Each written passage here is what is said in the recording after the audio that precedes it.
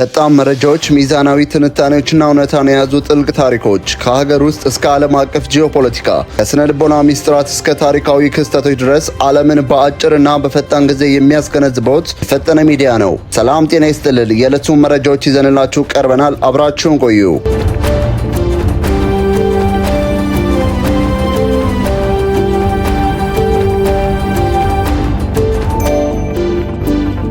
ዓለም ስጋት የሆነው የኒውክሌር ድርድር ውድቀትና ከጀርባው ያለው ሚስጥር። ለአንድ ወር ሙሉ አባል ሀገራቱ የኒውክሌር ጦር መሳሪያ ስርጭትን ለመክታትና ትጥቅ ለማስፈታት ሲሞክሩ ቢቆዩም በመጨረሻ ሰዓት ላይ የጋራ ስምምነት ላይ መድረስ ሳይችሉ ቀርተዋል።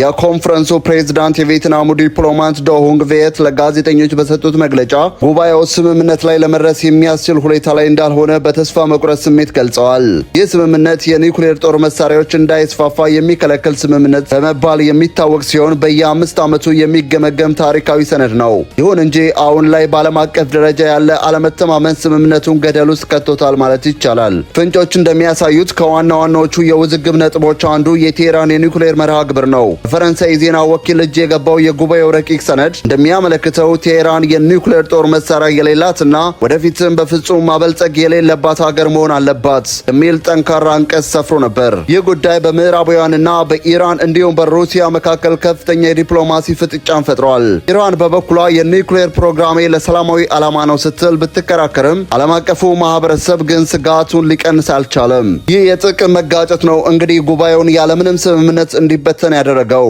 እንደ አውሮፓውያኑ አቆጣጠር ከ1967 በፊት የኒውክሌር ጦር መሳሪያ በይፋ የያዙት 5ቱ ሀገራት አሜሪካ፣ ሩሲያ፣ ቻይና፣ ፈረንሳይና እንግሊዝ ብቻ እንዲኖራቸው 191 ሀገራትን ተስማምቶ ነበር። ይሁን እንጂ በአሁኑ ወቅት ይህ ስምምነት በተግባር እየፈረሰ ይገኛል። በአሁኑ ሰዓት በዓለማችን ላይ በይፋም ሆነ በስውር የኒውክሌር ታጣቂ የሆኑት ሀገራት ቻይና፣ ፈረንሳይ፣ ሩሲያ፣ እንግሊዝና አሜሪካ በተጨማሪም እንደ ፓኪስታን፣ እስራኤልና ሰሜን ኮሪያ የዚህ አስፈሪ መሳሪያ ባለቤት መሆናቸው ይታወቃል። ጉዳዩን ይበልጥ አስፈሪ የሚያደርገው ታዋቂው የስቶክሆልም ዓለም አቀፍ የሰላም ምርምር ኢንስቲትዩት ይፋ ያደረገው መረጃ ነው። እንደ ስቶክሆልም ዓለም አቀፍ የሰላም ምርምር ኢንስቲትዩት ሪፖርት ከጥር 2025 ጀምሮ ባለው መረጃ መሰረት በዓለም ላይ በአጠቃላይ 12241 የኒውክሌር ጦር መሳሪያዎች ይገኛሉ።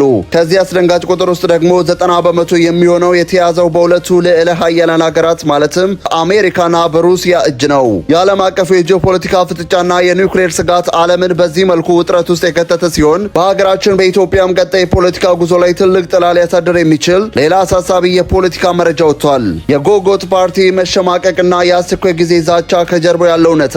ፓርቲው ባወጣው መግለጫ ላይ እንደተቀመጠው ገዢው ፓርቲ ነጻ፣ ገለልተኛና ተአማኒ ምርጫ ያካሂዳል ወይም ለተፎካካሪ ፖለቲካ ድርጅቶች ምቹና አስተያይ ምህዳር ይፈጥራል የሚል የጸና እምነት መጀመሪያውንም አልነበረውም። ነገር ግን የህዝባቸውን ድምፅ ለማሰማትና በኢትዮጵያ የፖለቲካ ታሪክ ውስጥ የሰላማዊ የስልጣን ሽግግር ባህልን ለመገንባት ሲል ብቻ በፓርቲያቸው ምክር ቤት ውስጥ ወደ ምርጫ ለመግባት መወሰናቸውን ይናገራሉ።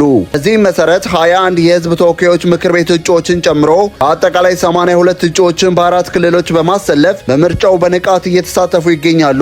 ነገር ግን ሜዳው የተመቻቸ አልሆነላቸውም። ፓርቲው በተለይም በሁለቱ የጉራጌ ዞኖች ውስጥ በገዢው ፓርቲ አመራሮችና ካድሬዎች አማካኝነት ስልታዊ የሆኑ የምርጫ ህግ ጥሰቶች እየተፈጸሙብኝ ነው ይላል። የቀረቡት ክሶች ዝርዝር እጅግ አሳሳቢና ለዲሞክራሲያዊ ምርጫ አስደንጋጭ የሚባሉ ናቸው። የፓርቲው አባላት በነጻነት እንዳይንቀሳቀሱ የስነ ልቦና ጫና መፍጠር፣ የፖለቲካ ባነሮችን መቅደድና በራሪ ወረቀቶችን እየዞሩ መልቀም፣ ጫናውን ወደ እጮቹ ቤተሰብ በማስፋት ስጋት መፍጠር፣ ከፓርቲውም ጋር ግንኙነት አላቸው የተባሉ ዜጎች ከመንግስት መስሪያ ቤቶች ማባረር፣ ያለ ፈቃድ ፎቶና ቪዲዮ በመቅረጽ በአባላት ላይ የስለላና የማሸማቀቅ ስራ መስራት እንዲሁም የፍርድ ቤት ዳኞችን ለፓርቲ ቅስቀሳ መጠቀም፣ በተጨማሪም አቅመ ደካሞች ናችሁ እኛን መርጥላቸዋለን በሚል ሰበብ ከምርጫው ዕለት አስቀድሞ የህዝብን የምርጫ ካርድ ቤት ለቤት እየዞሩ እስከ መሰብሰብ የደረሱ ተግባር መፈጸማቸውን ፓርቲው በዝርዝር ይከሳል። ፖለቲካ ተንታኞች ዘንድ ህጉ የሚለው ግልጽ ነው። ማንኛውም ምርጫ ተአማኒ የሚባለው ሂደቱ ፍትሃዊና እኩል የውድድር ሜዳ ሲኖር ብቻ ነው። አሁን የቀረቡት የህግ ጥሰቶች ዝርዝር ከተረጋገጡ ሂደቱ የምርጫ ቦርድ መመሪያዎች ድብቅብቅ ያደረገ ነው። ፓርቲው በእያንዳንዱ የምርጫ ክልል ተፈጽመዋል ያላቸውን ግፎችና የህግ ጥሰቶች በዝርዝር መረጃ አደራጅቶ ማቅረቡን ገልጿል።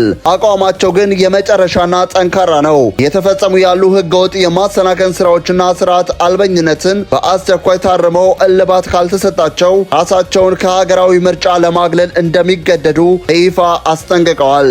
ይህ ማለት ደግሞ በዞኑ ያለውን የምርጫ ተአማ ተአማኒነት ሙሉ በሙሉ ጥያቄ ውስጥ የሚከት ነው። የፖለቲካ ምህዳር መጥበብና የምርጫ ሂደቱ ውዝግቦች በዚህ መልኩ የቀጠሉ ቢሆንም ከሌላ በኩል ደግሞ በንጹሃን ዜጎች ሕይወትና ደህንነት ላይ እየደረሰ ያለው መከራ ይበልጥ እየከፋ መጥቷል። ሰማዩን የሸፈነው ጭስና የንጹሃን ሮሮ።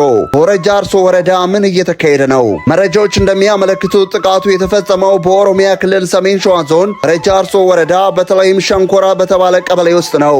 የሰሞኑ ጥቃት የጀመረው ሚያዝያ 27 ቀን ሲሆን ሚያዝያ 30 ቀን 2018 ዓ.ም ግን ወደ ከፋ ደረጃ ተሸጋግሯል። በእነዚህ ቀናት ብቻ በአጠቃላይ 6 ንጹሃን ዜጎች ተገድለዋል። ከሟቾቹ መካከል አባትና ልጅ እንደሚገኙበት ሲረጋገጥ፣ አንዲት እናት ደግሞ በጽኑ ቆስለው በሕክምና ላይ ይገኛሉ።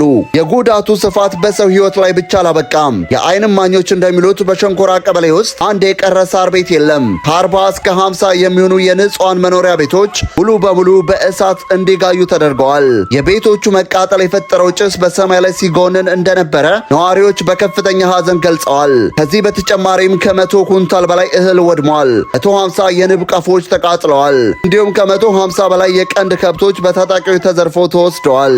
ይህ ጥቃት ሌላው አደገኛ ገጽታው ሰዎችን አፍኖ መውሰድና የገንዘብ መጠየቂያ ማድረጉ ነው።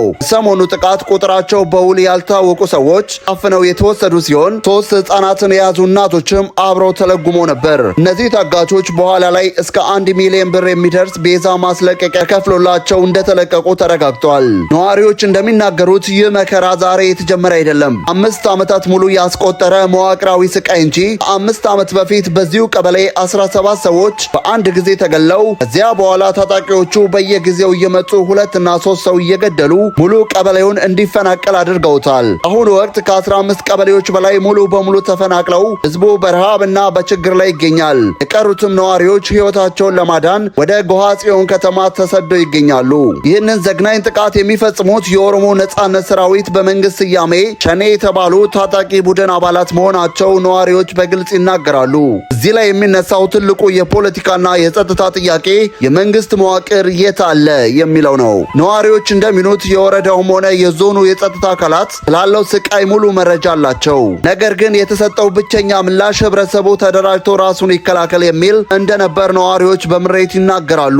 ግብር የሚሰበስብ የዜጎችን ደህንነት የመጠበቅ ህገ መንግስታዊ ግዴታ ያለበት የመንግስት መዋቅር የታጠቁና የተደራጁ ኃይሎችን ባዶ እጁን ያለ ህዝብ ራሱን እንዲከላከል መተው ምን አይነት የጸጥታ ክፍተት እንዳለ ያሳያል። ጉዳዩን ያጣራው የሀገር ውስጥ የዜና ወኪልም የአካባቢውን ባለስልጣናት ምላሽ ለማካተት በተደጋጋሚ ቢሞከርም ባለስልጣናቱ ስልክ ሊነሳ አልቻለም። ይህ ዝምታ ደግሞ የችግሩን አሳሳቢነት ይበልጥ ያጎላዋል። የፈጠነ ሚዲያ ለዛሬ ያዘጋጀልናችሁ መረጃዎችና ጥልቅ የዜና ትንታኔዎች እነዚህን ይመስሉ ነበር። ወቅታዊ እውነተኛና ፈጣን ትንታኔዎች ሁል ጊዜም እንዲደርሷችሁ ቻናላችንን ሰብስክራይብ ማድረጋችሁን እንዳትረሱ። ሰላም ለሀገራችን፣ ሰላም ለዓለማችን።